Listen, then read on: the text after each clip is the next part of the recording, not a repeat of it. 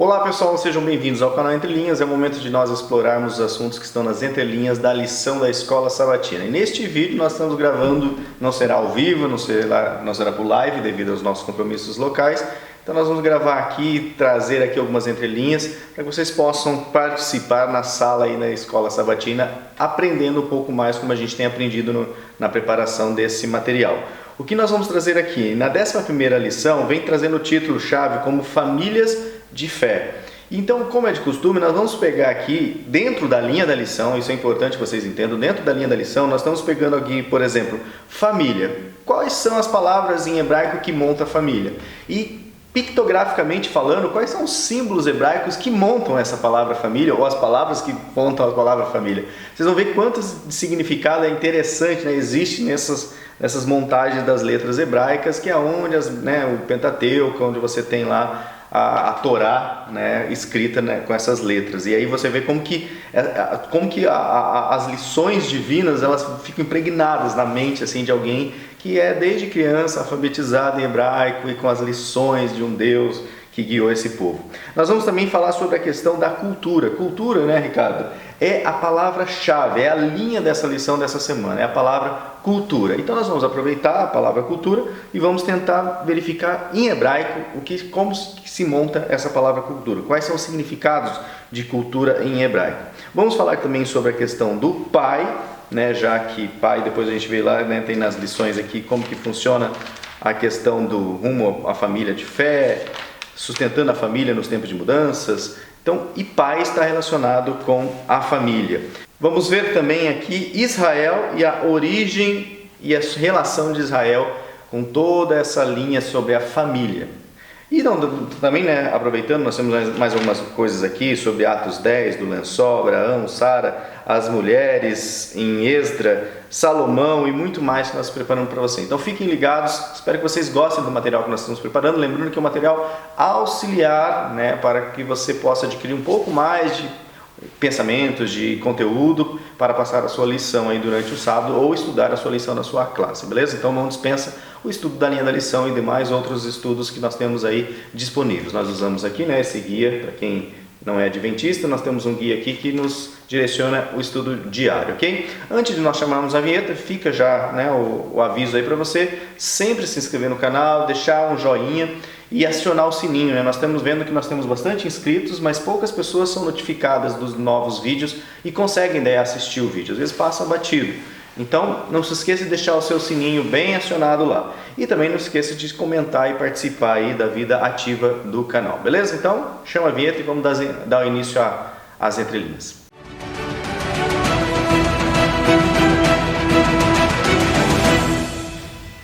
Bom pessoal, nós vamos trazer aqui então alguns slides com os pictogramas hebraicos e toda a linha, os pensamentos de alguns teólogos. Lembrando que esses slides estão aqui na descrição desse vídeo.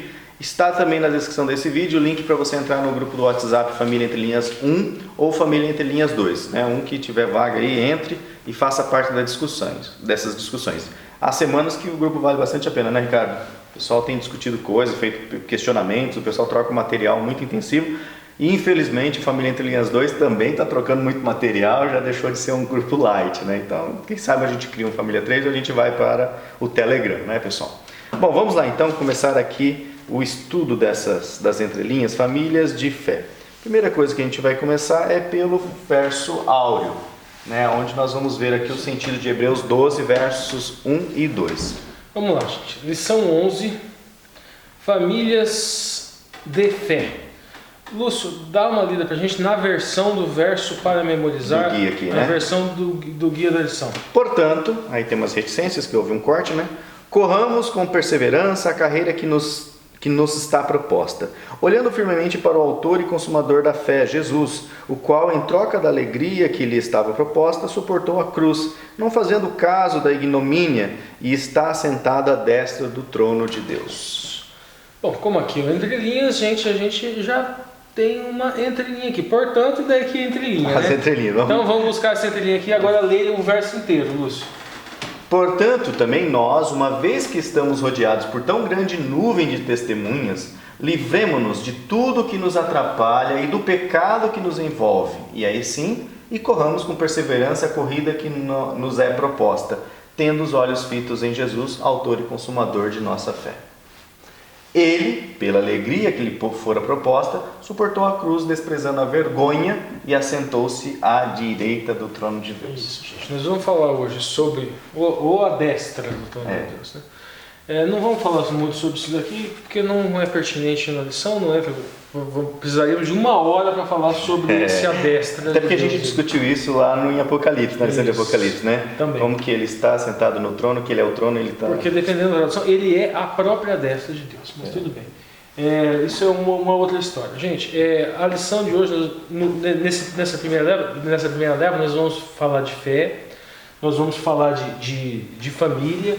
Aqui no verso áureo, o autor escolheu justamente isso, porque ele fala que Jesus Cristo é o autor e o consumador da nossa fé. Nós vamos falar de Emuná hoje, ou seja, e a família de Emuná.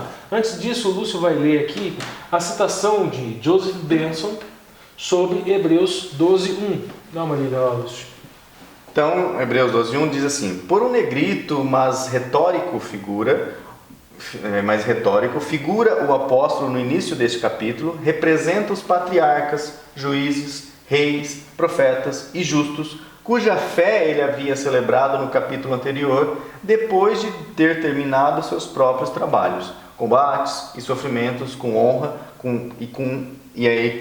estando de pé e olhando os crentes hebreus enquanto dirigia a raça cristã. Isso, Joseph Benson está falando aqui, está trazendo o contexto aqui, tá, gente? Está trazendo o contexto de Hebreus, ou seja, que Hebreus Quando 11... que Paulo escreveu isso? Isso, que em Hebreus 11, no final de Hebreus 11, ele estaria introduzindo um raciocínio falando dos patriarcas, falando dos juízes, reis, profetas, cuja fé havia celebrado no capítulo anterior, ou seja, Hebreus 11. Galeria dos heróis da fé, né? Isso, exatamente. E daí depois termina os seus próprios trabalhos, falando do seu próprio trabalho evangelístico. Vamos lá, vamos seguir agora aqui. Tá bom, gente? Porque, na verdade, a lição de hoje, ela vai tratar justamente sobre isso. Nós vamos ver esses patriarcas, nós vamos falar sobre reis, nós vamos falar sobre... Família de Deus, né? Nós vamos falar sobre Abraão, povo de Deus. Nós vamos falar sobre Esdras, nós vamos falar sobre Ló, nós vamos falar sobre Salomão, Daniel. Nós vamos falar sobre Daniel, exatamente. Então, todos esses patriarcas aqui. Agora vamos lá, gente. Famílias de fé. Família de fé. Olha só, gente, família de fé. Família em hebraico, uma palavra mais relevante para o estudo é Beit Av. Ela é composta, né? É uma palavra composta. Beit, gente, é casa. É só lembrar, o pessoal lá Beit Sion, né? A casa dos filhos de Sion. Isso, Beit que eu nunca leio direito. Casa. Beit é casa. E Av é pai. Ou Abba. Veja bem, casa, pai. Isto literalmente seria casa-pai, mas esta é a palavra para família. Isso. Agora, as letras hebraicas, elas seguem um padrão pictográfico, elas eram um desenho de coisas concretas. Legal. Então, Beit, a palavra Beit, eu estou falando da palavra Beit, que significa casa. A primeira letra da palavra Beit é um Bet, que na pictografia hebraica, por óbvio, era uma casa. Depois vem um Yud, Isso. que seria uma mão, seria a letra da ação, da atividade. E depois vem um Tav, que é uma letra, é como se fosse um X ou uma cruz. É como eles faziam os pactos. Então é a letra da aliança, o Tav. Então veja bem, nós temos aqui Beit Av. Beit aqui, casa. Então veja bem que nós temos uma casa. Isso. Ela assina. Eu acho que eu vou até dar um zoom aqui, né? Pode ir explicando, Ricardo. Tá bom. Então veja bem, gente. É uma casa, ou seja, um clã, né? Uma família que assina um pacto. E depois Av. Av, aqui o pai é um Aleph. Na pictografia hebraica seria a cabeça de um boi. E depois aqui a casa. É o poder da casa. Uma casa que assina um pacto com... Quem que é o poder da casa? Seria o pai. Obviamente que escatologicamente, gente, esse pai é o pai celestial. Então, família seria isso. Tá, agora vamos lá. Tem outra palavra para família também, que seria Hamulá. Seria família, mas aqui carrega uma conotação também de clã e tribo. Agora, outra palavra para família seria o Gzá, seria tronco. Ou seja, de onde você vem. Haste, raça, gênero, espécie, linhagem. Ou família, que a gente usa, né? Na biologia, né? Esse animal é dessa família. Legal. Exatamente. Agora, famílias de fé, né? Agora a gente vamos para Emuná, tá? Gente, Emuná, a gente precisa ficar construindo jogos de linguagem, porque é Abacuque que fala que o justo viverá pela fé. Ah tá, então o justo viverá pela fé. O justo só viverá só pela convicção. Ah, eu tenho certeza, eu acredito. Gente, isso não é Emuná. Emuná não é só convicção interna. Vamos entender então um pouco mais o que seria esse Emuná. Emuná é fé, crença. Ele traz a conotação também de firmeza, tá? Ou seja, nisto me firmo, ou seja, em Cristo, estou firme em Cristo, estou fincado em Cristo. Firmeza. Constância é algo para a vida, é algo constante. Fidelidade, porque Emuná também traz a conotação do casamento. A esposa e o esposo, que são fiéis, fidelidade um com o outro, lealdade, mesma conotação. Segurança, o lado de você estar seguro. Agora aqui que começa o Emuná ganhar uma conotação diferente, que é estranha na língua portuguesa. Função, cargo e honestidade. Função, cargo, gente. Emuná também traz essa conotação de função e cargo. Por isso que os heróis da fé, eles são tão falhos. A gente vê na Torá, mas independente de suas falhas, eles se permitiram serem utilizados para uma função pelo Espírito Santo. Eles se permitiram, a despeito das suas limitações, das suas imperfeições, ocuparem um cargo nesta família celestial, nessa família de fé. Então, independente da sua imperfeição, independente dos seus erros, você ocupa uma função, você deve se permitir que o Espírito Santo te use como instrumento. Essa questão da honestidade, que também está relacionada com o Emuná, nós vamos falar melhor quando nós falarmos do Israel, que é o Yashar El. Yashar é retidão, honestidade, e ela é Deus. Isso a gente fala mais para frente. Existem outras palavras. Existe o Bithak, que seria segurança, confiança, certeza, fé, garantia. Aí é algo mais de convicção interna, mas aquilo que a gente... existe o Torrelá, que seria esperança, fé. Só que em Abacuque o justo viverá pela Emuná. Não pela Torchelá. Sever, que seria esperança, expectativa, fé. E Dat, que seria religião, fé, mais ou menos assim, o seu credo. Qual é a fé que você professa? Qual é o Dat que você professa? Mas ninguém é salvo por Dat. O justo viverá pela Emuná, não pelo Dat.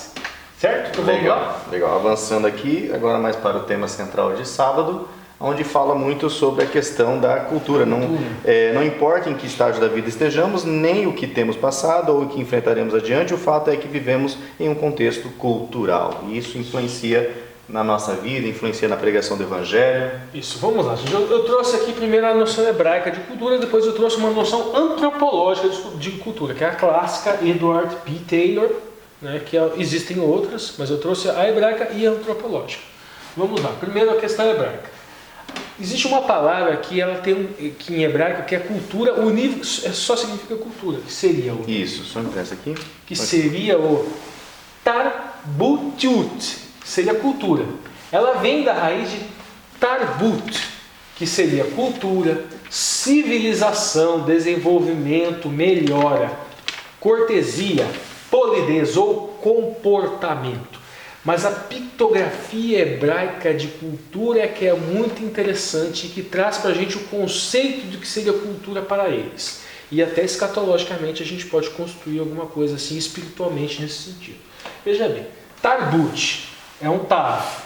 Tav é a letra do pacto, da aliança. Aí depois vem um Resh, que é a cabeça. Cabeça, então veja bem, é uma aliança com o Resh, cabeça.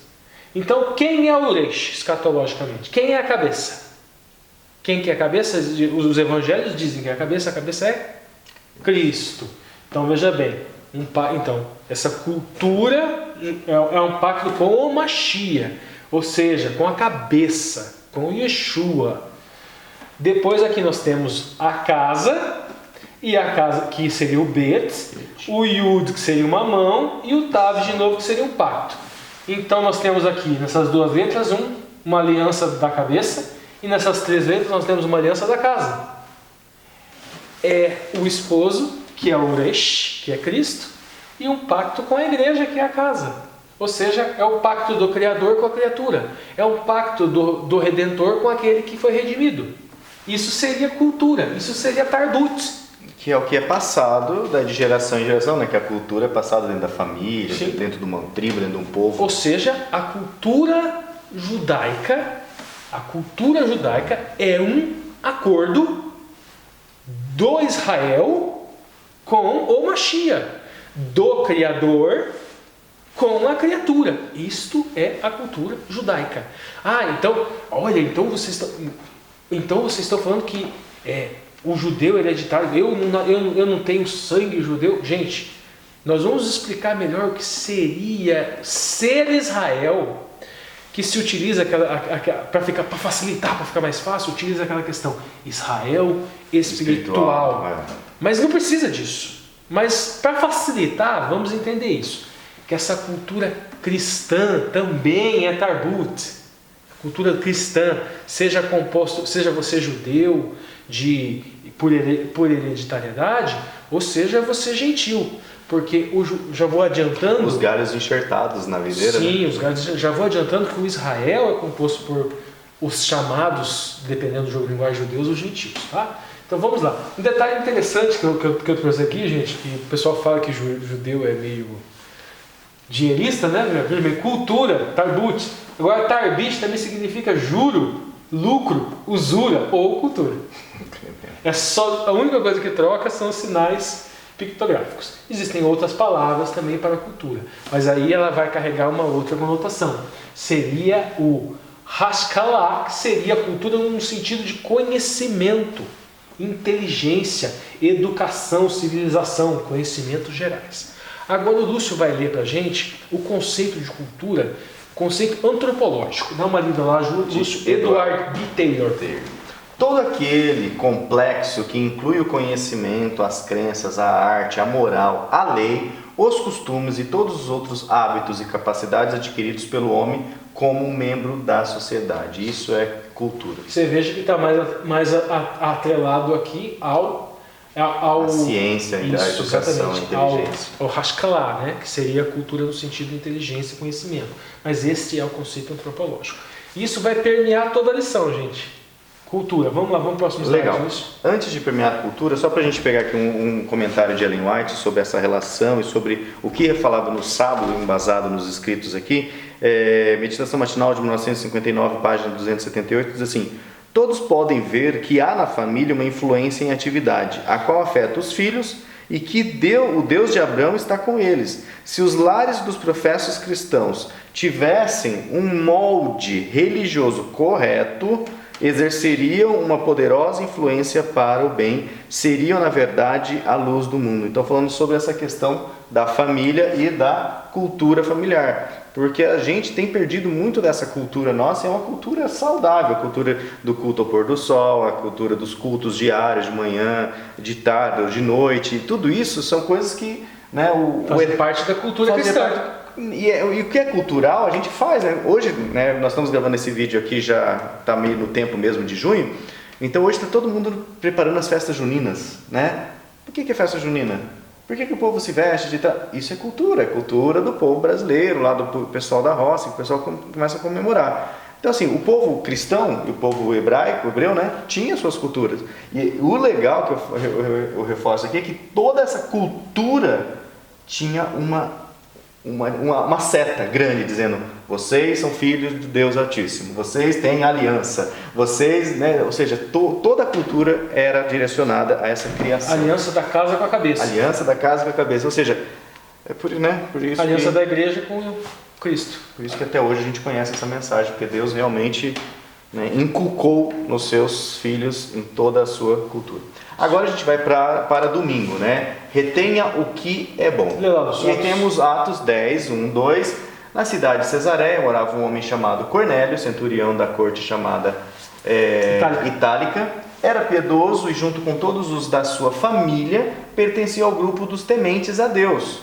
Mas ele era hebreu? Sim, continua. Vamos lá. Deus dava muitas esmolas, temente a Deus, dava muitas esmolas ao povo e orava sempre a Deus. E aí, esse carinha, será que Cornélio... Já vou começar a explicar aqui, gente, assim, existe um jogo de linguagem que trabalha, vamos supor, existiria, né, o judeu, existiria o gentil, o goim, né, o goi, né, e existiria o tzadik, né, o que se convencionou por traduzir por temente a Deus. Tá? Por quê? Vamos supor, o judeu. O judeu é aquele que vem da linhagem de Judá. Ok? Beleza. E que automaticamente é da família de Deus, pelo sangue e tudo mais. Né? Aí fica, mas espera lá, Abraão Adão é da linhagem de Judá? Não. Abel, Enoque, Abraão, Isaac. Não. Todos eles nasceram antes de Judá, que veio, no caso, a linhagem dos judeus. Então, geneticamente, não daria para falar, não, eles são judeus. Mas como é que o judeu vai falar, não, Abraão não é judeu, sendo que é o pai dos judeus? Entende? Daí, não existia nem Judá ainda. Mas ele é tzadik, ele é justo, porque ele teve justiça imputada. Então ele é um tzadik. Também poderia dizer um temente a Deus. No caso de Cornélio, ele era considerado um gentil, mas aqui nessa tradução fala que ele pertencia ao grupo dos tementes a Deus. Já faz uma distinção, já dá um outro status, vamos dizer assim. É o mesmo status de alguém que nasceu antes, vamos dizer assim, propriamente de Judá. Aqui neste texto, né? Então, agora, Lúcio, dá uma lidinha aqui no comentário de Albert Barnes com relação ao Cornélio, onde vai falar que ele é um goi. Vai lá. Sim. Este é um nome em latim e mostra que o homem era, sem dúvida, um romano. Tem sido suposto por muitos intérpretes que ele era um prosélito do Gatértico, né? O Gatércio. Isto é, aquele que havia renunciado à idolatria e que observou alguns dos ritos judaicos, embora não circuncidado e não chamado de judeu ainda, né? Mas não há provas suficientes disso. A recepção da narrativa de 1 Pedro e Atos 11, 1, 3 mostra que os outros apóstolos o consideravam um gentil.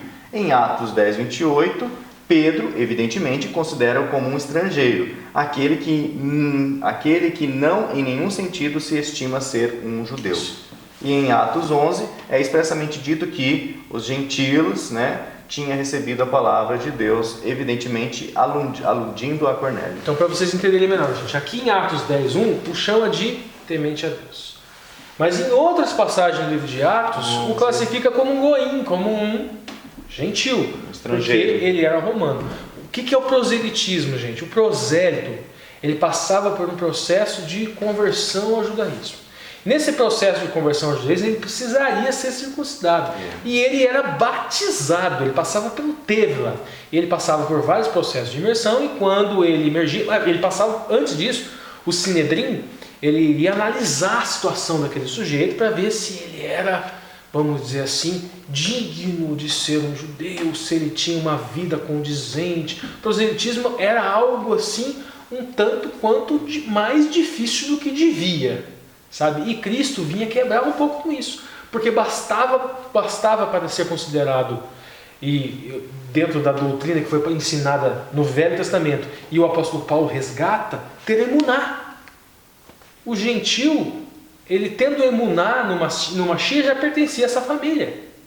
Não precisava daquele processo todo do proselitismo, processo demorado do proselitismo. Bastava o batismo ou circuncisão. Né? Daí houve aquela discussão se no Concílio de Jerusalém, se o gentil precisava circuncidar ou não, que vocês sabem, que quem acompanha o canal sabe disso, já viu nos vídeos anteriores. Agora, a questão de Cornélio, a questão mais importante para a lição aqui. A questão importante é o seguinte, gente: derramamento do Espírito Santo.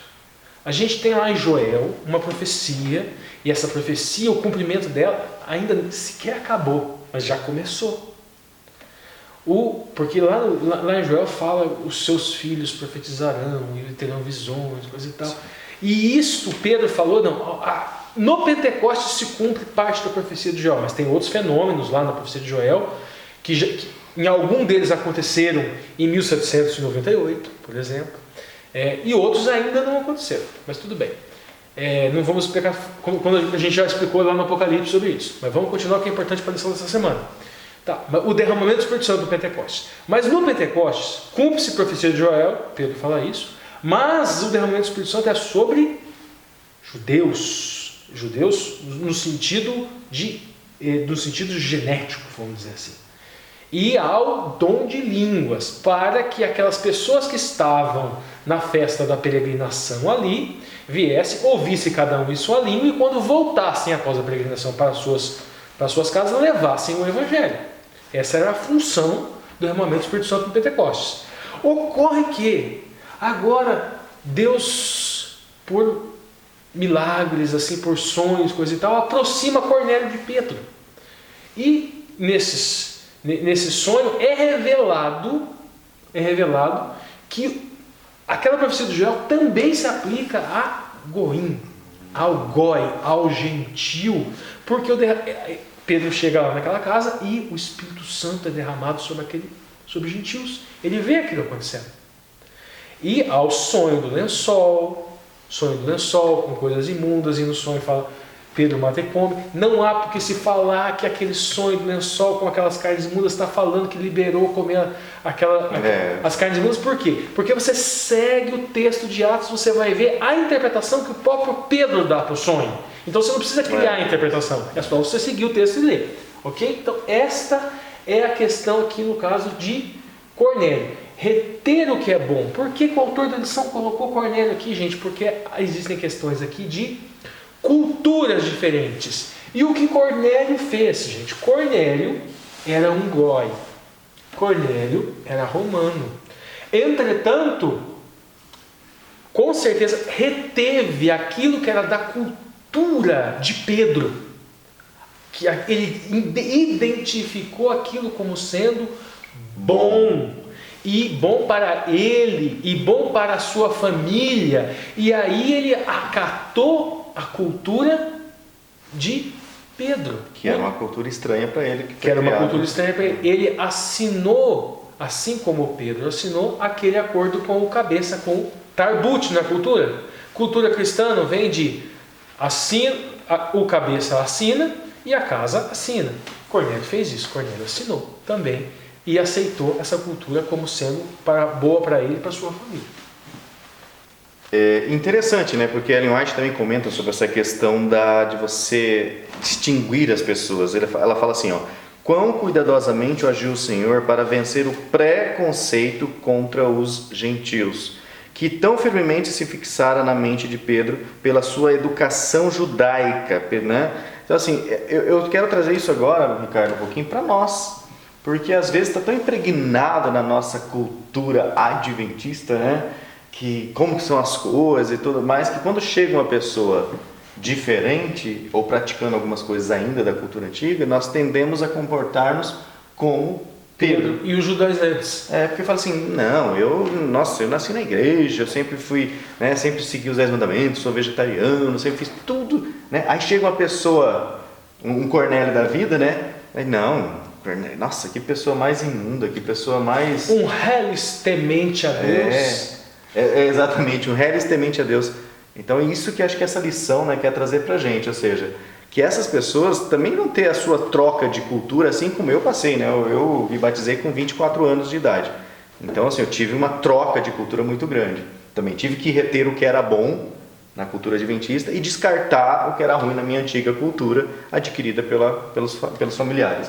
Então fica aí a reflexão que acho que é importante lá na sala, a gente reter o que é bom. Vamos avançar agora? Bom, agora nós vamos para segunda-feira, né? O poder da cultura sobre a família. Vamos continuar trabalhando sobre como a cultura pode influenciar a gente. Olha, eu coloquei as figuras aqui porque a gente tem na lição aqui, a gente tem as perguntas. Aqui. Pode pegar essa aqui? Isso, a gente tem aqui as perguntas. Eu coloquei as figuras aqui, ó, que ela diz respeito justamente a Gênesis 16, 1:3, essa primeira figura, Gênesis 35, 1:4, essa segunda figura, Esdras 10, Essa aqui. Isso, exatamente. E depois Salomão. Reis 11:1. Isso. Então vamos lá. O que acontece, gente? Vamos lá. Lúcio, dá uma lidinha lá pra gente, Gênesis 18, 19. Porque eu o tenho conhecido que ele há de ordenar aos seus filhos e à sua casa depois dele, para que guardem o caminho do Senhor, para obrarem com justiça e juízo, para que o Senhor faça vir sobre Abraão o que acerca dele tem falado. Percebe aqui, gente. O Senhor faça vir sobre Abraão o que acerca dele tem falado. Lembra que a gente falou de Emuná? Emuná traz a conotação de cargo. Abraão foi escolhido por Deus para ser instrumento do Espírito de Deus na terra. E ele foi capacitado por Deus porque ele assim o permitiu. Ele permitiu ser utilizado por Ruach HaKodesh, ou seja, pelo Espírito de santidade. O Senhor faça vir sobre Abraão o que acerca dele tem falado. Ou seja, foi feita uma promessa e Abraão foi capacitado. Abraão, coloquei a figura aqui, e a gente tem lá Hebreus 16, Gênesis 16, de 1-3, fala da saída dele da casa de sua parentela, e ele vai até Harã. Veja bem, ali era uma cultura, gente, uma cultura pagã. Tá? Uma cultura pagã. Mas, quando Abraão, ele chega ali em Harã, ele fica algum tempo e depois sai. Mas quando ele sai com suas propriedades e sai com pessoas também. Muitas. Agregadas. Dá uma lida lá no comentário, Lúcio, de Joseph Benson. Esta é uma parte brilhante do personagem de Abraão. Ele não apenas orou com sua família, mas os ensinou como homem de conhecimento, ou melhor, ele os ordenou como homem autoridade, foi profeta e rei, assim como sacerdote em sua própria casa. E ele não apenas cuidou de seus filhos, mas de toda a sua família, de seus servos eram servos catequizados. Mestres de famílias devem instruir e inspecionar as maneiras de todos sob o seu teto. Então veja bem, esses agregados, e nós vamos complementar isso mais para frente com outra passagem com os comentários. Não era só a família, ou seja, Abraão não exercia esse poder de persuasão, que ele foi capacitado, obviamente, para exercer, não só sobre os seus iguais, mas todos, inclusive os seus servos, inclusive os seus agregados. A gente tem este exemplo de Abraão aqui. Vamos lá, agora o próximo. Já vimos a primeira figura aqui, né? Agora vamos para a segunda figura. Aqui na segunda figura, gente, quem está no caso lá é Gênesis 35, do versículo 1 até o versículo 4. Coloquei a figura aqui, nós temos Abraão aqui, nós temos Sara e Agar. Sara trouxe a serva delas. Para a cultura daquela época, gente, a escrava era como se fosse propriedade dela, mas a gente não deve ver isso da mesma maneira. Não deve pensar, por exemplo, que Sara podia colocar ela no tronco e dar chicotada no lombo dela. Existiam leis, existiam costumes da cultura, exatamente, existiam costumes da cultura, e muitos escravos viviam em condições, dependendo do seu senhor, obviamente, muito melhor do que assalariado hoje. E muito melhor do que assalariado daqui a uns 30, Mas é porque 40 na anos. Nossa cultura, a gente tem aquela visão de escravo agora de 1500, dos africanos, do tronco, navio, explorando, entendeu? O pessoal não era essa... E esta ideia também que eu estou falando de escravidão na antiguidade não significa que os babilônicos também tratavam os escravos de maneira linda, maravilhosa, que não é o caso, tá? Não é bem isso. Talvez fosse até um pouquinho pior do que os escravos de hoje. Mas tudo bem. Mas a questão aqui, nós vamos falar um pouquinho melhor desses arquétipos depois de Sara e Agar. Esta questão cultural, inclusive a gente tem alguns comentários lá, alguns comentários de Ellen White com relação a onde ela faz propriamente uma crítica a este comportamento que foi feito por parte deles e que teria sido fruto cultural, vamos dizer assim. Porque ela fala assim que Deus tolerava a poligamia na época. Não era um plano original de Deus. Não, nunca foi plano de Deus. Mas nessa cultura, nessa fase da cultura ainda era tolerado. Isso, exatamente. Nunca foi plano de Deus. O objetivo de Deus era a monogamia, isso não há dúvida nenhuma. Isso não há nenhum tipo de dúvida. Mas se você vai ler a Torá, você vai ver uma tolerância, obviamente, de Deus com relação a isso. E não fiquem perdendo tempo na classe, criando críticas assoberbadas a algo, obviamente, que era cultural. O enfoque aqui é o seguinte: em razão desta cultura, que obviamente não é aquela cultura original, não é aquela cultura edênica. Isso, exatamente. Não é aquela cultura que deveria vir do Éden até os dias de hoje. Não. É uma cultura, é um pacto, vamos dizer assim, do ser humano com a sociedade. Se criou uma situação que poderia ter sido evitada. Bom, já vimos agora a segunda figura aqui, então vamos agora para a terceira figura. Aqui tem uma figura que Jacó numa pedra, por quê? Jacó, ele foi orientado por Deus, foi um reforço da aliança, que ele oferecesse sacrifício, ele oferecesse adoração a Deus, por isso que ele está aqui nessa pedra. Está lá em Gênesis capítulo 35. Tá. E aqui eu coloquei essa figura aqui para a gente explicar o que seria propriamente o Israel. Tá?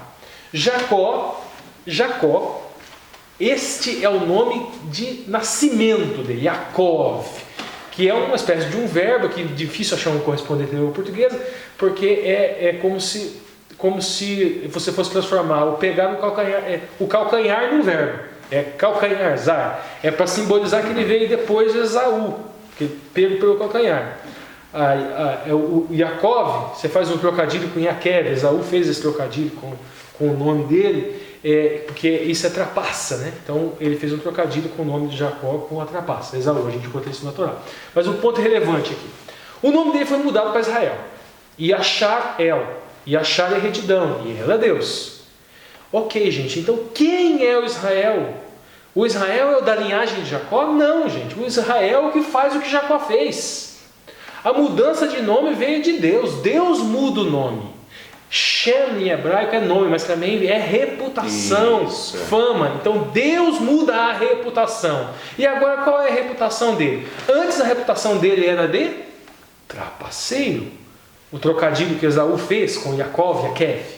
E agora a reputação dele, mas Deus é que muda, é de retidão, Yasharel, retidão com Deus. Mas por que foi mudado? Porque ele teve emuná. Ele luta com Deus, mas é uma luta de striker, luta de soco. Não, gente, é uma luta de grabber, é o grudar. Eu não te solto enquanto não me abençoares. Isso é emuná, isso é manter firme a nossa luta para sermos Israel. Pouco importa o jogo de linguagem novo, Israel espiritual. Podemos usar para facilitar a compreensão, mas não precisa, porque Yasharel é isso. Também. É você se manter fiel, eu não te solto enquanto o Senhor não me abençoar. Isso é emuná, isso é Israel. Aí agora, a outra figura aqui que eu trouxe, a gente tem aqui Salomão e suas esposas. Dá uma lidinha lá, Lúcio. Em 1 Reis 11:1, o rei Salomão amou muitas mulheres estrangeiras, além da filha do faraó. Eram mulheres moabitas, amonitas, edomitas, sidônias e hititas. Isso. Gênesis 35:2 aqui, de Jacó. Lê lá. Então disse Jacó à sua família, a todos os que com ele estavam: tirai os deuses estranhos que há no meio de vós, e purificai-vos e mudai os vossos vestidos. Isto. Depois desse encontro. Então Jacó fez algo similar com a sua família. Ele retirou da sua família deuses estranhos. Agora, em contrapartida, o que o Lúcio leu aqui de Salomão? Um tira e o outro puxa, outro põe, outro coloca. Exatamente. Um tira, outro coloca. Então a gente tem um exemplo aqui, mas também não vamos pegar. Salomão também é um herói da fé. Independente desses deslizes, ele foi usado por Deus, ele continuou com o emuná, porque ele continuou com o cargo, com o seu cargo, com a sua função, permaneceu fiel, teve deslizes, se contaminou por mulheres moabitas e amonitas e edomitas, e sidônias e hititas, ok, mas ele permaneceu. Deixa eu abrir um parênteses, né? Eu lembrei agora, assim, eu ouço às vezes alguns amigos, conhecidos, irmãos, eles falam assim: eu não vou dar estudo bíblico, eu não vou fazer isso, não vou fazer aquilo, porque eu não sou bonzinho. Porque eu estou cheio de pecado. Eu acho hipocrisia, Ricardo. Isso é falta de moral. Como que eu vou dar estudo bíblico sendo que eu estou tão errado na minha vida, pessoal? Isso é falta de moral. Ou seja, faça, prega. Você acha que, Você acha que o Ricardo é perfeito? Você acha que eu sou perfeito? Você acha que aquele perfeccionista que sobe no púlpito e fica dando dinheiro, você acha que ele é perfeito? Será que ele está no... Só ele acha que é perfeito, gente? Então todos nós, temos que ser... Deus usou esse povo e Deus nos usa hoje. Olha o canal Entre Linhas, quantas pessoas têm se encontrado com a palavra de Deus, encontrado mais sentidos na palavra de Deus aí, com esse projeto do Entre Linhas. Então, não que nós somos santos, mas é porque a gente quer agir de acordo com aquilo que a gente acredita. Claro que nas nossas fraquezas a gente cai, mas vamos levantando. E a entrelinha que eu trouxe aqui, gente, é vocês lembrarem de Ruth e Moabe. Ruth era goi. Ela era moabita. E ela disse: teu destino é o meu destino. Sua religião é minha religião. Então, Ruth era Israel também. Vamos lá, vamos para o próximo slide. Com convicção, com emuná, com ação. Isso, a advertência que eu faço: não vão focar nesse negócio de jugo desigual aí não, tá, gente? Olha lá atrás, olha o que Salomão fez, se misturou com estrangeira, olha que desgraça que foi. Olha lá, Abraão, Agar era egípcia, olha o que ele fez, que desgraça que foi. E daí fica, se nós somos adventistas, muitas vezes nós nos misturamos com outras igrejas, casamos. Olha a desgraça que faz. Olha a desgraça que... Gente, Ruth era goi. Ruth era goi. E, no entanto, tem um livro da Bíblia contando a história de Ruth. Vamos lá, como continuar? O poder da cultura agora sobre a família. Continuando. E vamos falar de outra goi. Que a gente falou, sobre Sara. Ora, Gênesis 16, ora Sarai, mulher de Abraão, não lhe gerava filhos e ela tinha uma serva egípcia cujo nome era Agar. E aí vai vir sobre os nomes, Isso, o que acontece? Eu coloquei aqui Adam Clarke e coloquei Ellicott. Por quê? Alguns falam que Agar é um nome tipicamente hebraico, outro fala que não. Então dá uma lidinha lá no Adam Clarke. Ela tinha uma serva egípcia. Como Agar era egípcia, é muito provável que ela era uma daquelas escravas que Faraó deu a Abraão quando ele morou lá no Egito. Seu nome, Agar, significa um estranho ou um peregrino. E é provável que ela tenha esse nome na família de Abraão, pois a palavra é puro hebraico. Isso, porque Ger significa estrangeiro, forasteiro, convertido ao judaísmo ou prosélito. Ou seja, provavelmente... Agar, essa palavra, se for dentro dessa ótica que é o puro hebraísmo, ela poderia ser uma prosélita, uma convertida. Agora, Ellicott diz que Agar, como essa palavra aparentemente vem do verbo árabe para fugir, não pode ter sido seu nome original, a menos que supomos que ela realmente era uma fugitiva árabe, que se refugiou no Egito. Mas provavelmente ela era uma egípcia que escapara para Abraão quando estava em Negueb e então recebeu essa denominação, o que praticamente significa fugir. Bom, essa é a questão gramatical. Agora, escatologicamente, gente, Agar... Deixa eu só dar um zoom, pode ir falando. Vamos lá, escatologicamente, gente, Agar é arquétipo e Sara é um outro arquétipo, tá? Agar é arquétipo da concubina e é arquétipo daquilo que convencionou se chamar nesse neologismo de antiga aliança. A aliança é uma só. E Sara seria da nova aliança. Mas nós temos dois arquétipos. Qual seria a diferença aqui, gente? A diferença é que Agar, enquanto concubina, a concubina não tem ketubá. O que é ketubá? Contrato de intenções do esposo para com a esposa. O esposo é Cristo, correto? A esposa é a igreja. Veja bem, só que neste relacionamento sem ketubá, Agar está simbolizando o que, gente? Está simbolizando um caminho, o chamado caminho da morte. Porque a Ketubá não é o Aseret de Brot, não é os 10 ditos, não é exclusivamente os 10 mandamentos. É a carta de intenção. Na carta de intenção tem direitos e obrigações da esposa para com o esposo, mas também tem do esposo para com a esposa. Aonde na Torá que nós encontramos as intenções do esposo, Cristo, para com a igreja? Toda a questão do sacrifício expiatório, o cordeiro morto, aqueles animais mortos, ou seja, Cristo morto. Isto faz parte, esta é a intenção, isso está na Ketubá. Então Agar, ou seja, viver escravo, significa não participar da expiação de pecados, não desejar que o noivo cumpra a sua intenção de nos salvar, de nos libertar, de ser o nosso Goel, o nosso libertador, assim como Ruth teve o seu Goel, o seu libertador que resgatou a propriedade de sua família. Agora, Sara é arquétipo do quê? Casamento com Ketubá. Aí tem Ketubá, tem carta de intenção.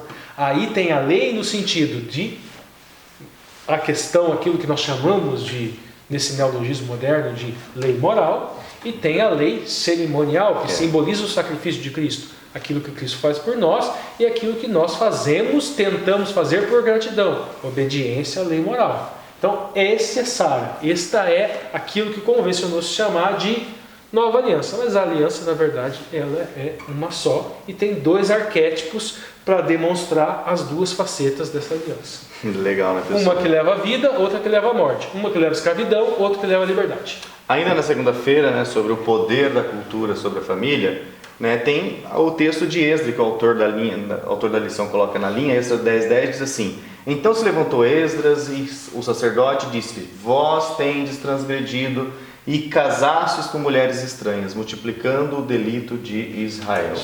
E daqui reforça aquela história. Ah, eu li Esdras lá. Gente, adventista, não pode isso, não pode aquilo. Gente, a gente tem que ser a luz do mundo. Se você é a luz do mundo, como é que você, se você não se relaciona com as pessoas, como é que vai ser a luz do mundo?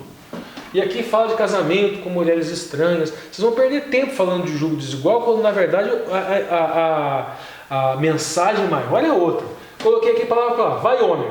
Homer seria a palavra, dito. Tá, mas tudo bem. O vai Homer bíblico é edisse.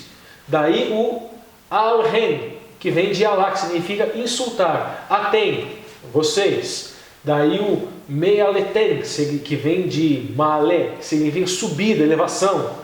Aí vatoshvu, que vem de chave, que significa aquele que retorna. Aí nashim, que vem de neshê, que seria mulheres de. E aí nakeriut, que vem de nokeri, que significa estrangeiro. Se a gente for fazer a palavra por palavra, e disse: maldito vocês que subiram. Eu subir.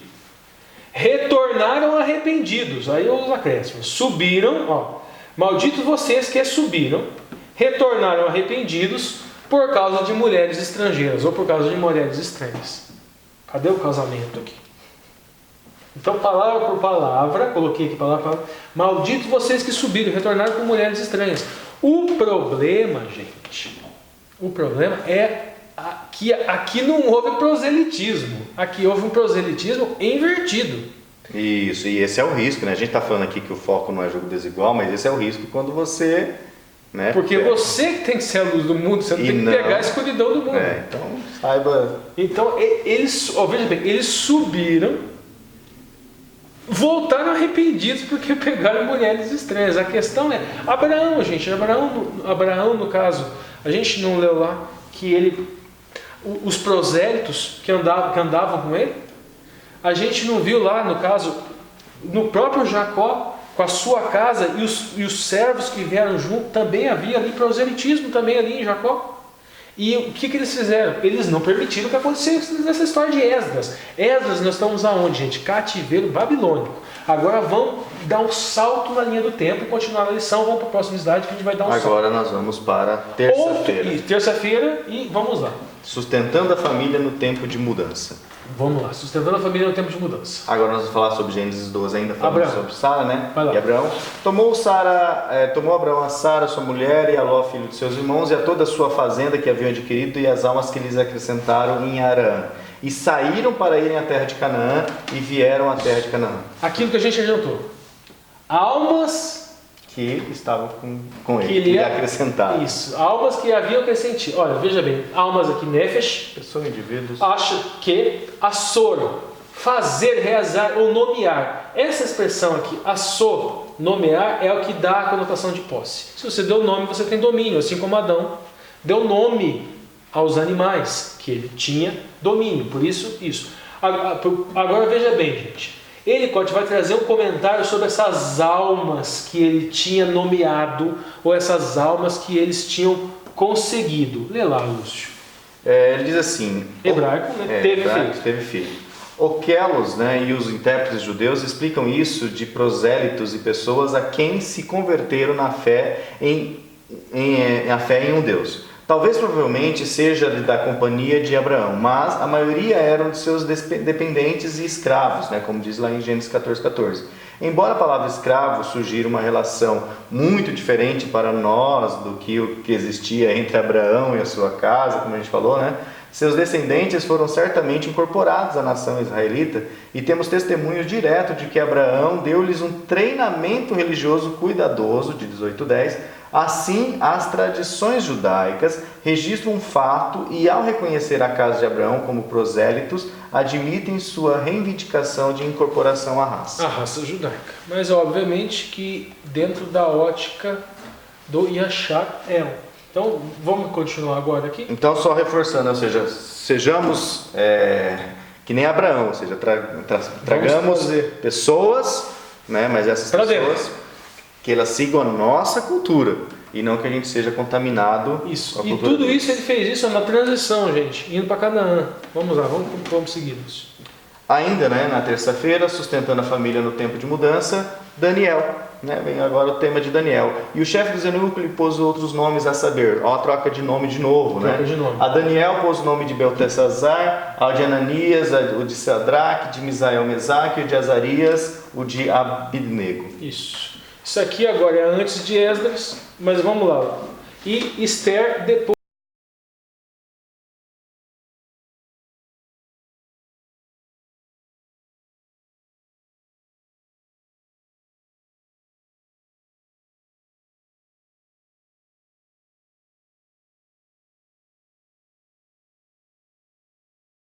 Depois de Esdras, a gente tem aqui Nabucodonosor. Lê o comentário de Adam Clark, Lúcio.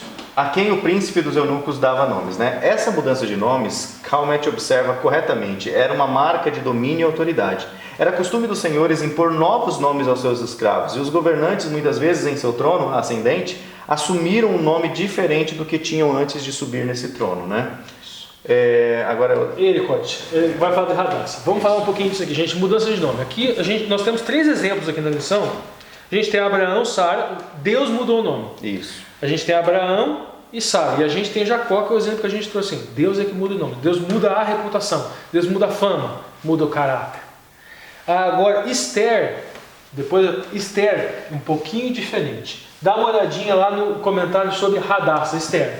Aqui, Elicote. Quer ler o texto primeiro? Vamos lá, lê lá. Mardoqueu tinha uma prima chamada Hadassah, que havia sido criada por ele, por não ter pai nem mãe. Essa moça, também conhecida como Esther, era atraente e muito bonita. E Mardoqueu a havia tomado como filha quando o pai e a mãe dela morreram. Isso, agora nós estamos em outro período. Agora é Império Medo-Persa. Estamos falando do rei Xerxes, tá?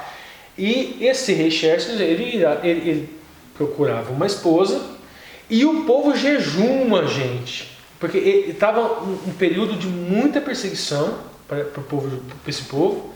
E eles pedem, que no caso Mardoqueu era primo dela, mas cuidava dela como se fosse filha. Como se fosse filha. E Hadassah iria participar daquele processo para ver se ela seria esposa também de Xerxes e poderia ajudar o seu povo. Aqui nós temos uma adoção, vamos dizer assim, que Esther pode ser um símbolo, vamos dizer assim, de uma convenção. Propriamente ela não mudou o nome da mesma maneira que do que Nabucodonosor quis mudar o nome de Ananias, Misael e Azarias. Porque ele queria mudar, embutir na cabeça deles o quê? A cultura babilônica. Queria que eles fossem servos de Baal, servos de Nabucodonosor. Agora aqui não, é uma convenção. Esther seria, ou seja, uma questão de mudança neutra, vamos dizer assim, e aqui negativa. Então um exemplo negativo. E Abraão, Sara e Jacó, positivo. É Deus mudando o seu caráter. Deus mudando a sua relação. Ou seja, Esther fez convenções. Convenções que propriamente não afetaram a sua relação com Deus. Agora aqui, se Daniel, se Ananias e Misael e Azarias aceitassem essas convenções sociais, transformaria completamente o afetaria aí a sua relação com Deus. Então o Shem, que é nome e reputação, essas mudanças, esses acordos, esses que nós fazemos na sociedade, nós temos que perceber o quê? Interfere ou não interfere no nosso filtro, né? No nosso, isso, no tarbut do tarbut do cristão, no tarbut do Hamashia, né? O tarbut do Messias, ou seja, a cultura do Messias, o acordo que eu fiz com o Messias, o acordo que eu fiz com a cabeça. Vamos lá, vamos. Aí ele comenta sobre isso, evidentemente formado a partir do hebraico Hadá, né? Que é Hadas, ou mirto. Esther geralmente é assumido como um nome persa, o que significa uma estrela. A menos que assumamos que este último nome foi dado depois e que aqui é usado pela antecipação, temos aqui um caso inicial da prática judaica comum de usar dois nomes, um hebraico e um gentil, por exemplo, Saulo e Paulo. Isso. Não há problema nenhum, Saulo não cometeu nenhum. O Saulo, né, ou Paulo, ele não cometeu nenhum tipo de erro de usar dois nomes, não tem problema nenhum. Uma prática talvez tenha começado nesse sentido neutro aqui. Vamos lá, vamos para o próximo slide. Beleza? Sustentando a mudança, agora quarta e quinta. Sustentando a família no tempo de mudança, ainda estamos aqui na terça-feira. Vamos lá, o Lúcio vai dar uma lida aqui para a gente, entrelinha, os nomes, o que significava e para onde ia mudar. Ou seja, vocês pensem o seguinte: reputação de Deus e reputação mundana. Vamos lá, Daniel significa Deus é meu juiz. Esse nome eles mudaram para Beltesazar, que em Xadi. Isso é caldeu. Então caldeu, né? O tesouro de Bel. Então de Deus é meu juiz para o tesouro de Bel. Ou o dispositivo dos segredos, ou o tesouro de Bel. Isso, né? Próximo, Ananias significava o Senhor tem sido misericordioso para mim, ou aquele a quem o Senhor é gracioso. Esse nome foi alterado para Sadraque, que também caldeu, que foi traduzido em várias maneiras: a inspiração do sol, Deus o autor do mal, seja propício para nós, deixe Deus nos preservar do mal e tudo mais. Deus o autor do mal, gente, olha só a diferença. Ananias, o Senhor tem sido misericordioso por mim. Agora, e a gente tem o hábito de falar Sadraque, Mesaque e Abednego, não sabe nem o que está falando, né, gente? Vamos lá, agora é o próximo. Misael, antigamente, né, era aquele que vem de Deus, só que ele foi chamado de Mesaque, que em caldeu significa aquele que pertence à deusa Shedash, uma célebre divindade dos babilônicos mencionada por Jeremias em 26. Azarias, o Senhor é meu ajudante. Eles mudaram lá para Abednego, que significa o servo de Nego, né, que era uma divindade deles. Mudaram o nome, muda-se. Vamos lá. Agora sim a gente avança para quarta-feira. Rumo à fé da primeira geração, restaurar o primeiro amor. Isso, né? o autor da lição fala o seguinte aqui, gente, que aquela coisa do telefone sem fio, né? Você pega um papelzinho, coloca uma mensagem, lê, daí você vai, quando chega no final da fila, vai passando por uma fila, quando chega no final da fila, a mensagem não tem nada a ver. Perdeu muito da sua característica original. Perdeu completamente, gente. Quem já brincou disso, vê que a mensagem não tem nada a ver. Mas tudo bem, mas aqui no caso, falando de fé da primeira geração, o vigor, quer dizer que vai para a segunda geração e vai diminuindo. Gente, se fosse propriamente, se a gente criar uma coisa matemática, a gente não haveria volta. Ia numa Torá, e a gente vendo a Torá, a gente vendo a Tanar, a gente vê que foram ciclos. E houve remanescentes. De todos esses ciclos. E houveram reavivamentos. Clímax. Isso, e houveram reavivamentos. Então essa história de rumo à fé da primeira geração. Talvez a gente podia se apropriar desse jogo de linguagem e trabalhar com essa questão dos ciclos. Que podemos dizer que se resgatava aquela mesma fé do Éden. Do Éden, né? Buscava mesmo. Vamos falar de uma emuná edêmica, né? Vamos tratar assim, uma emuná edêmica. E vamos lá, Juízes 2:11, né, Lúcio? Então fizeram os filhos de Israel o que parecia mal aos olhos do Senhor e serviram aos Balaíns. Balaíns, vem de Baal. Os Balaíns é aqueles que eram que o seu servo, que serviam a Baal. O Baal seria o seu senhor. Continuando, né? Porquanto deixaram o Senhor e serviram a Baal e a Astarote. E Astarote, isso. Aí vem, né, o que é Balaim. Balaim. Balaim vem de Baal, marido, esposo, senhor, proprietário, dono, amo, cidadão, parceiro, é o nome de um deus cananita. A gente está aqui, gente, olha. A gente está em quarta-feira, a primeira lição. Após a morte de Josué e de sua geração, qual crise de fé ocorreu? A gente vê o seguinte, gente. Aquilo que a gente falou, a gente tem, por exemplo, a gente passou pelo período de Moisés, houve aquele reavivamento, o povo... Até no deserto tinha, né? Os altos e baixos, né? Até no deserto. Estamos com sede, toma água. Estamos com fome, maná. Depois veio o substituto, Josué. A mesma coisa. Depois que Josué morreu, de novo aquele ciclo. E de novo aquela caída. A gente tem Moisés lá e o bezerro no deserto. Moisés desce do Sinai com a tábua e a esposa Israel está adulterando embaixo com o bezerro de ouro. E ele com a ketubá, preparado, né? Preparadinho. Então. E aqui aconteceu a mesma coisa. A gente vê esse exemplo. Eu trouxe aqui, gente, veja o seguinte aqui. Deixa eu já pegar lá, pode falar. A pictografia hebraica para Deus. Na pictografia, a cabeça de um boi e é o Aleph, e é um Aleph e um Lamed. O Aleph é a cabeça de um boi e o Lamed é um cajado. O significado da pictografia seria líder forte. Então Deus é líder forte, ou a força do líder. E agora, aqui a questão do Ave, a questão do pai, ser Aleph, poder, força, e o Bet, a casa. Então a força da casa. No caso aqui, esta geração, vamos dizer, a geração seguinte, não era aquela geração endêmica, depois que Josué morre, eles optam por um outro líder, um outro senhor, um outro Adon. No caso seria aqui Baal. Então eles introduzem a cultura edêmica, aquela cultura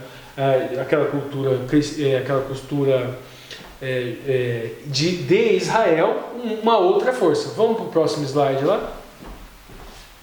O Lúcio regressa. Vamos lá. Aí. E vamos continuar. O Lúcio volta. Então a gente vai assim, a gente cobra o escanteio e vai para a área. Isso, então vamos lá. O Lúcio vai dar Deixa eu voltar aqui, senão a gente fica sem retorno. Aí. Isso, então a gente já entendeu um pouco essa história de Josué, agora vamos continuar nos outros versículos que estão aqui na linha da lição. João 1,12 diz assim: contudo aos que receberam, aos que creram em seu nome, deu-lhes o direito de se tornarem filhos de Deus. Eu já falei lá de Deus, que é o poder guia, vamos dizer assim, a força do líder. Falei do pai, que é a força da casa, e agora a questão aqui do filho. Veja bem, gente, aqui a gente tem aqui a pergunta: dizem que Deus não tem netos, apenas filhos. Em sua opinião, o que isso significa? Eu não vou nem olhar a resposta, está lá no final, mas eu vou trabalhar um outro tipo de resposta na entrelinha.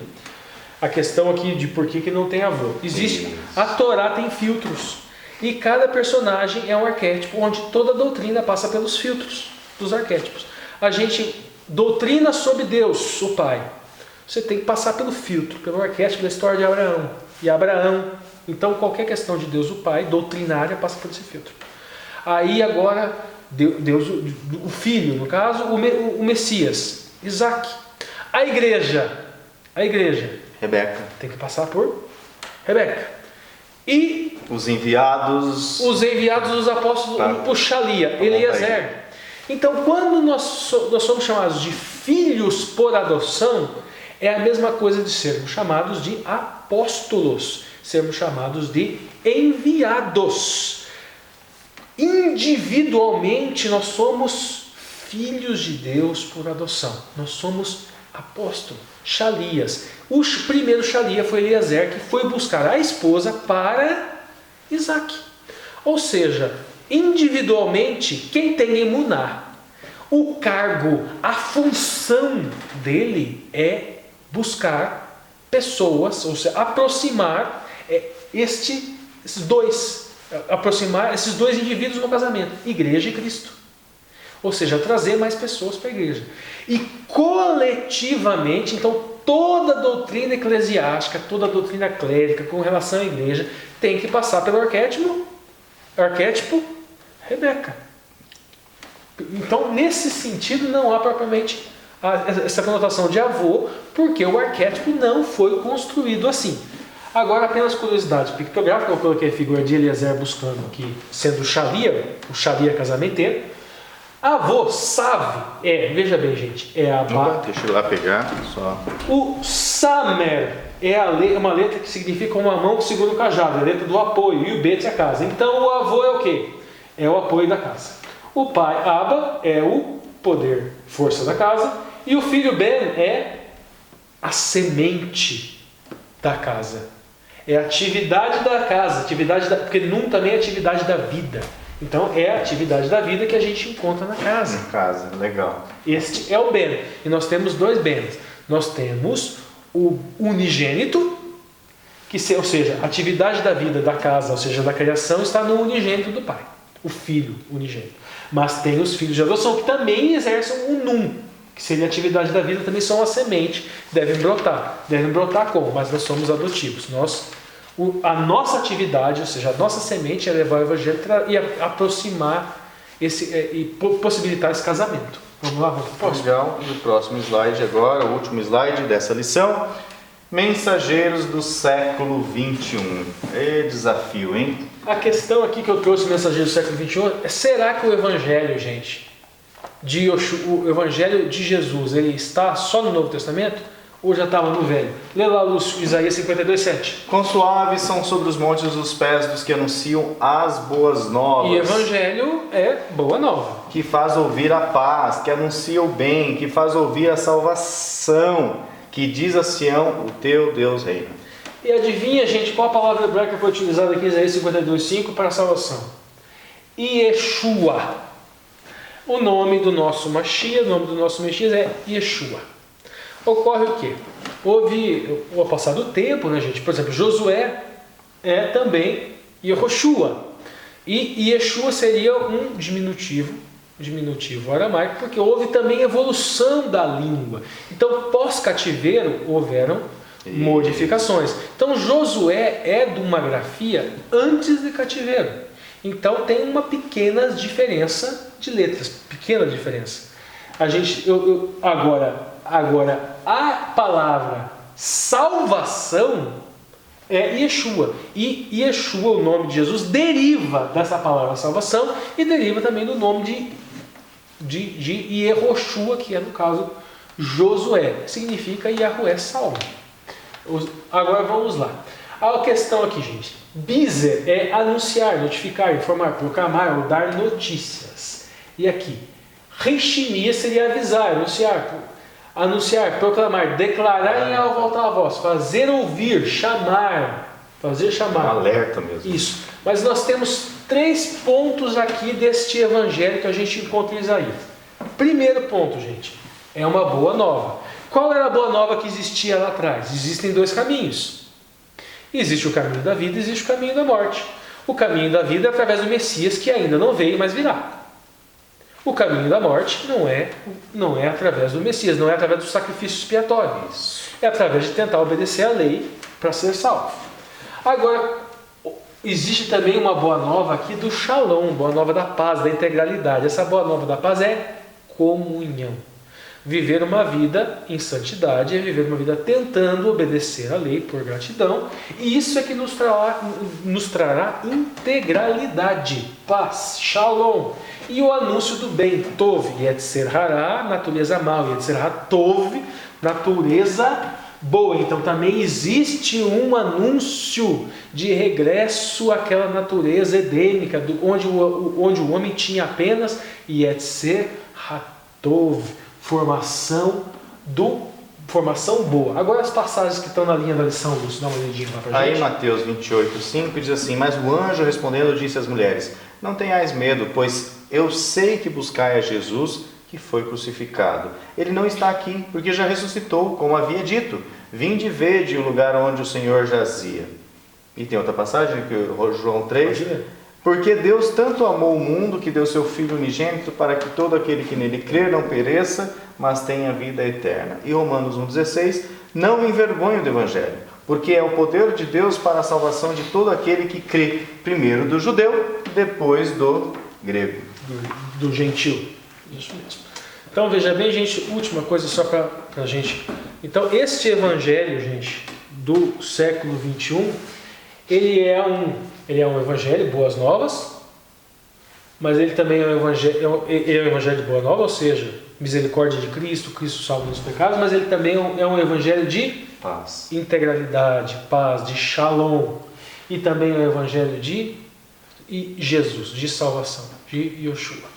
As mensagens angélicas, né? Concentra principalmente aqui: temei a Deus e dai-lhe glória, pois é chegada a hora do seu juízo.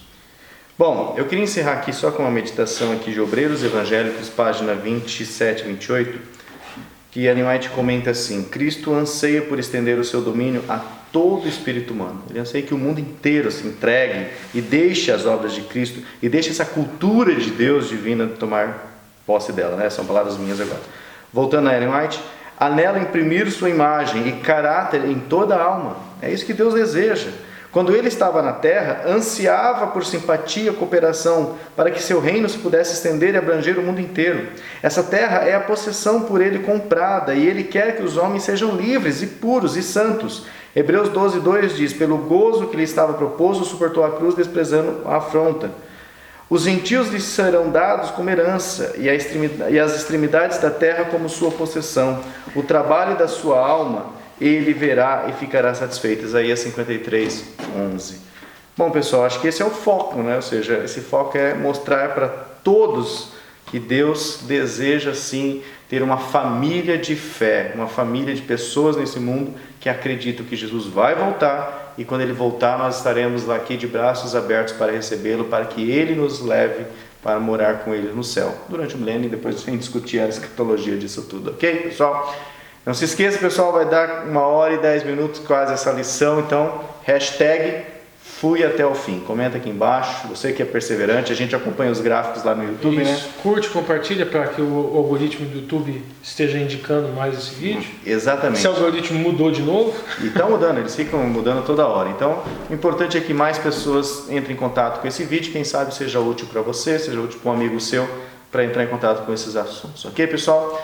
Estamos aí já quase encerrando o trimestre. Foi até o fim? Fui até o fim, e daqui a pouco vai ser o fim mesmo desse trimestre, né? Temos só a 12ª lição e a 13ª lição. Então fica um abraço e até o próximo vídeo. Não sabemos se vai ser live ainda, depende da nossa agenda. A gente mantém no grupo, coloca aí no YouTube alguma coisa para anunciar vocês, beleza? Então um abraço e até lá. Tchau, tchau.